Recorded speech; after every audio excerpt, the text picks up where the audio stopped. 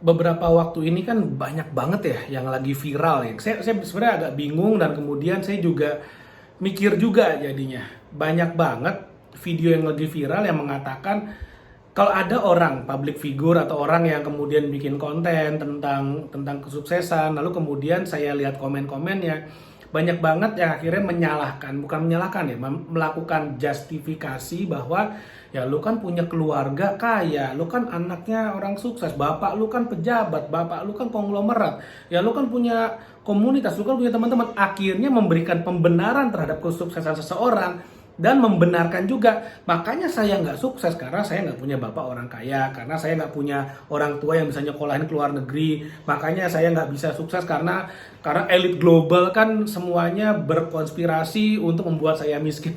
Banyak banget yang kayak gitu. Padahal sebetulnya, saya kasih tahu ya, yang namanya privilege doesn't mean anything. Privilege itu nggak ada gunanya kalau si orang ini tidak mau memulai, tidak punya mindset yang benar. Memang privilege itu bisa ngebantu dalam beberapa hal. Misalnya gini, kalau kita punya privilege, kita punya kontak. Misal bapak kita orang kaya gitu ya. Misal bapak saya orang kaya konglomerat gitu kan. Dia punya kontak teman-teman yang punya bisnis, itu betul bisa bantu saya sukses lebih cepat. Pasti bisa. Itu harus diakui. Tapi kalau saya sendiri tidak memiliki keinginan, kemauan untuk memulai, nggak ada gunanya. Ibaratnya gini deh, kalau saya punya privilege, saya akan berada di jalan tol naik mobil Ferrari. Tapi kalau saya nggak punya privilege dan saya mau mulai bisnis, saya mulai jalan kaki di jalan setapak nerabas hutan. Tapi bisa nggak sampai ke tujuan? Semuanya bisa. Bisa tuh, kan kalau punya privilege ya lebih cepat, jalannya lebih gampang, betul. Tapi kalau nggak punya privilege, tetap bisa nyampe meskipun satu lebih jauh, kedua lebih lama, ketiga lebih susah. Ada nggak kemudian orang-orang yang tanpa privilege akhirnya sukses? Banyak, banyak, banyak sekali. Saya sering ketemu banyak, dan saya tahu bagaimana perjalanan mereka. Nah, tapi banyak juga orang-orang yang kemudian karena tidak punya privilege akhirnya membenarkan, lu kan punya orang tua tajir. Ketika yang terjadi adalah pembenaran, maka otaknya selesai, nggak mikir. Ya udahlah, dia sukses karena orang tuanya tajir, saya kan nggak punya orang tua tajir, makanya saya sangat layak tidak sukses. Akhirnya otaknya selesai. Padahal yang benar adalah ketika ada orang yang sharing, anak konglomerat sharing, daripada kita nyinyir, mendingan kita mikir, gimana caranya saya bisa kenal sama dia. Kan seperti itu, gimana caranya saya bisa kenal sama si anak konglomerat ini sehingga bisa kerjasama, saya bisa bisnis bareng, dia bisa jadi mentor saya, minimal kan seperti itu mestinya mikirnya. Nah dari sana otak kita mikir, apa yang harus dilakukan. Kalau pengalaman saya, karena saya juga bisnisnya itu terjadi eksponensial ketika saya bisa bekerja sama dengan orang yang udah sukses dan omset bisnisnya sudah triliunan. Ketika saya ketemu dengan orang yang bisnisnya triliunan ini, saya nggak mikir, ini anak siapa ya? Saya nggak mikir gitu. Saya nggak mikir dia sekolah di mana ya. Ternyata partner bisnis saya, yang mentor saya, sahabat saya ini yang bisnisnya udah triliunan dari bertahun-tahun yang lalu, itu keluarganya bukan siapa-siapa. Keluarga yang sangat sederhana sekali. Kedua, tidak tamat kuliah. Ketiga, dulu kerjanya ya di pabrik gitu loh. Pernah kerja di pabrik. Ya karyawan biasa awalnya, tapi kemudian karena kegigihan beliau, karena memang keberanian beliau juga, akhirnya bisa sampai di omset yang sampai triliunan ini. Ketika saya ngobrol dengan beliau, di kepala saya udah mikir, gimana caranya supaya saya bisa partneran nih sama dia nih. Saya udah mikir gimana caranya.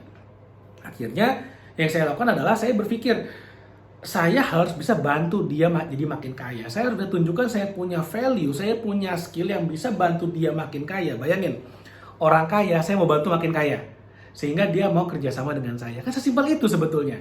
Nah untungnya pada waktu itu saya udah punya skillnya.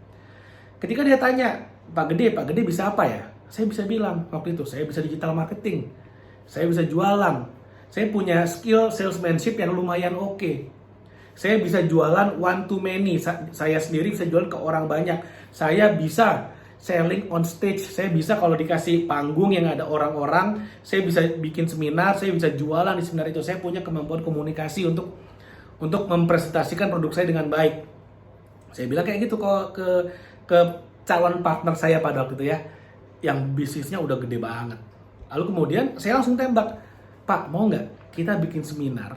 Saya yang ngeramein seminarnya, tapi ntar Bapak datang ngisi sekalian jualan juga. Saya bantu jualan juga di sana. Dia mau, kita buat seminar bareng dan akhirnya jeder penjualan meningkat. Akhirnya kita berpartner, ya udah the rest is history. Saya ada di saat ini ya karena beliau juga. Nah, tapi kebanyakan orang ketika ketemu orang hebat, mikirnya apa? Udahlah paling dia korup pajak, paling dia nyurangin pajak, paling dia ada backingannya, paling ya semua orang ada backingannya. Pertanyaannya kenapa dia nggak mau backing kamu? Ya karena kamu nggak ngasih dia value. Semua orang kaya pasti punya backingan, dan orang kaya ini sebelum dia kaya pasti dia ngebantu backingannya supaya makin sukses. Sesimpel itu kok. Sesimpel itu pasti. Saya pun ya ada backingannya, ya si partner saya ini yang ngajarin saya, yang ngebimbing saya, tapi nggak gratis juga. Saya bantu dia makin kaya, makanya saya dipartnerin oleh beliau. Sesimpel itu. Sesimpel itu, makanya ketemu orang kaya jangan nyinyir dulu. Pikir gimana caranya bisa kasih value buat beliau. Nah, biasanya kalau kita ketemu orang yang sukses, lalu kemudian kita datang dan kemudian kita mau bantu mereka untuk mereka makin kaya, mereka pasti mau noleh kita, minimal mau noleh dulu deh. Gimana caranya kita bantu orang makin kaya? Kita harus bantu dia jualan, sesimpel itu. Ini to the point aja. Kita harus bantu mereka jualan biar mereka makin kaya. Sesimpel itu. Nah, gimana cara kita punya skill-skill itu? Ya kita harus invest leher ke atas. Kita harus invest leher ke atas kita supaya kita bisa memiliki skill yang bisa bantu orang lain. Permasalahannya orang-orang di Indonesia lebih baik beli barang yang konsumtif, ganti handphone, traktir temen, nonton, jalan-jalan, ganti motor baru daripada invest leher ke atas. Padahal kalau kita mau memiliki skill tertentu, ya kita harus invest dulu leher ke atas kita. Gimana maksudnya? Contoh, Anda bisa beli buku ini, pelajari 69 strategi marketing dan branding. Bukunya murah, cuma 100.000 selama masa promo.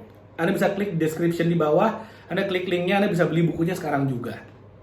Ready stock saat ini. Enaknya tau nggak apa? Kalau Anda udah punya belajar dari sini, Anda udah tahu skill-skillnya, Anda tinggal ketemu orang yang sukses, Anda tinggal bilang, Pak saya bisa bantu Bapak jualan. Gimana cara kamu bantu saya jualan? Produk Bapak apa? Anda bisa lihat di buku ini. Anda bisa mengacu ke contoh-contoh yang ada di buku ini, produk apapun bisa dijual, Anda bisa bantu tingkatkan pemasarannya. Karena di buku ini nggak cuma ada 69 strategi marketing dan branding, tapi juga ada case study-nya. Jadi ada case study-nya dan contoh bagaimana Anda bisa praktekkan di bisnis Anda sendiri. Kalau bukan di bisnis Anda bisa praktekkan di bisnis orang lain. Seperti itu. Ini menarik banget. Kalau Anda udah punya skill, Anda udah punya idenya, Anda udah tahu bagaimana step-stepnya, Anda ketemu dengan orang yang tepat, Anda tinggal tawarin aja, Pak, saya bisa bantu Pak. Kayaknya produk Bapak ini kalau misalnya dibantu dengan email marketing, ini bisa dahsyat banget Pak. Saya bisa bantu buatkan email marketingnya. Di mana belajar email marketingnya? Di buku ini kita jelaskan gimana caranya email marketing.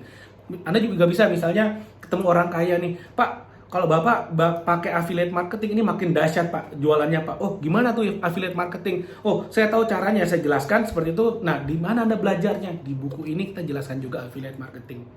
Content marketing, sosial media marketing, semuanya dijelaskan di buku ini, dan bagaimana perusahaan-perusahaan raksasa di luar negeri itu juga menggunakan strategi-strategi yang saya share di sini, dan Anda juga bisa gunakan di perusahaan Anda sendiri, atau minimal kalau Anda ketemu orang yang dahsyat luar biasa, Anda bisa tawarkan juga untuk mereka. Tapi Anda yang ngelakuin. Makanya belajar dulu seperti itu. Nah, mudah-mudahan apa yang saya share bermanfaat. Dan jangan lupa kalau Anda merasa video ini bermanfaat, share kepada teman-teman Anda. Karena saya ingin lebih banyak lagi yang mendapatkan benefit dari video ini. Oke, sampai ketemu lagi di video berikutnya. Jangan lupa like video ini, share video ini, dan subscribe YouTube channel ini. Thank you, sampai ketemu lagi di video berikutnya.